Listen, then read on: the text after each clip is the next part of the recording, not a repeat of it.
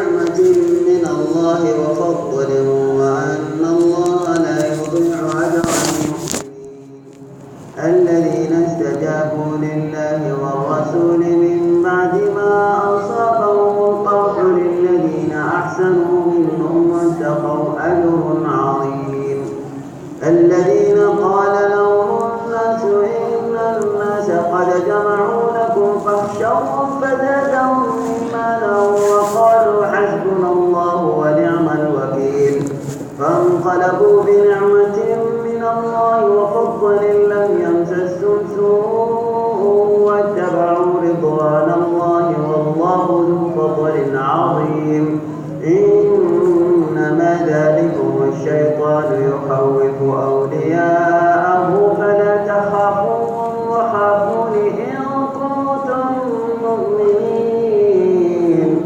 ولا يحزنك الذين يسارعون في الكفر إنهم لن يضروا الله شيئا يريد الله ألا يجعل لهم حظا ولهم عذاب عظيم